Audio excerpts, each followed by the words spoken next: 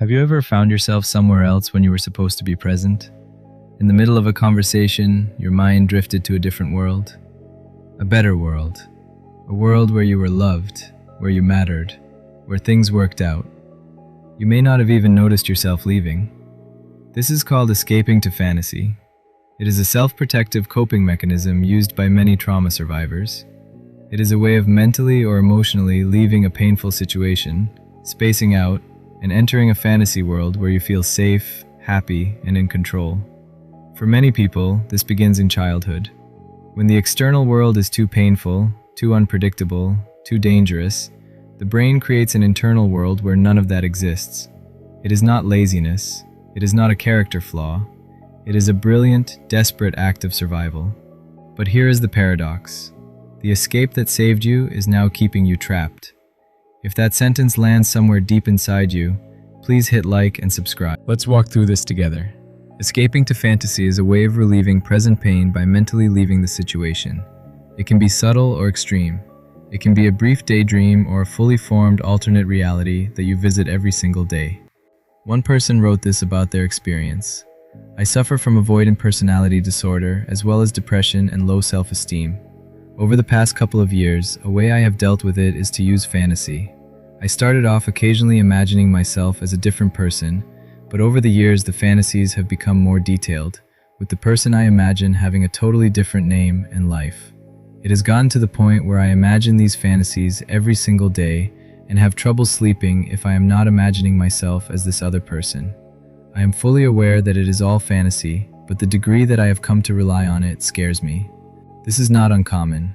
A 2019 study in the Journal of Trauma and Dissociation found that individuals with histories of childhood maltreatment were significantly more likely to engage in maladaptive daydreaming, a form of fantasy escapism that interferes with daily functioning. Another study linked chronic escapism to higher rates of depression, social isolation, and difficulty forming authentic relationships. The fantasy world is not random. It is a world tailored to meet the needs that were never met in real life. A world where you feel safe all the time. A world where everyone loves you and treats you with respect. A world where you have power, where your needs are met, where you belong. It feels real. It feels better than reality. And that is exactly why it is so dangerous. So why do trauma survivors escape into fantasy? The answer lies in the nature of complex trauma itself. As a child, you were in circumstances that were unfair, painful, and unsafe. You tried to fix them. You tried to speak up. You tried to make things better, but nothing worked. Your parents would not listen. The adults around you would not change. You remained in ongoing pain with no solution. So your brain looked for another way out. Since nothing healthy was working, your brain created an escape route, a fantasy world where the pain did not exist. This is also driven by shame. When your identity is built on the belief that you are not good enough, not lovable, not valuable, you escape into fantasy so you do not have to live in your own skin. You imagine a different version of yourself, one that is admired, chosen, and loved.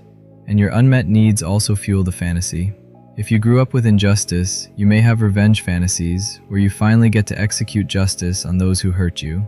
If you longed for connection, you may fantasize about a family where you truly belong. If you felt powerless, you may imagine a world where you have all the power.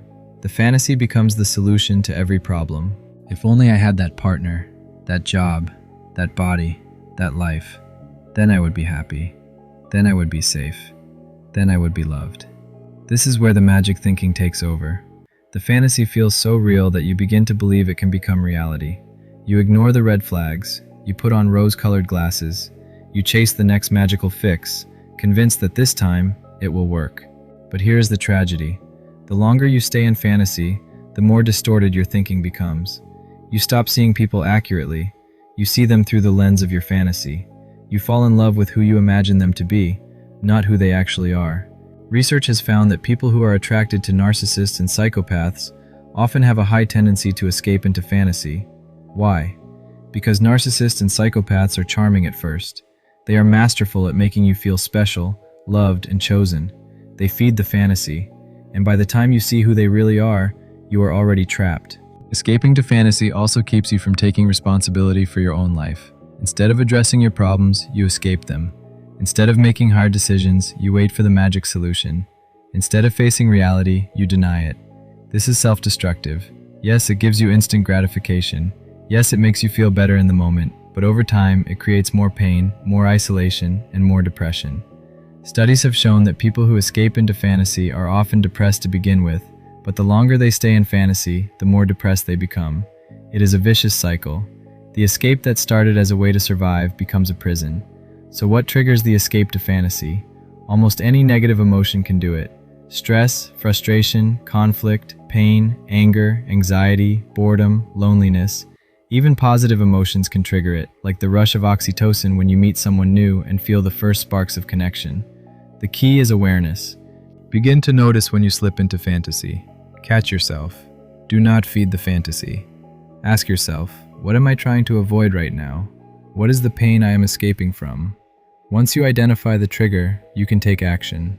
Instead of escaping, you can take a small, real step toward improving your situation.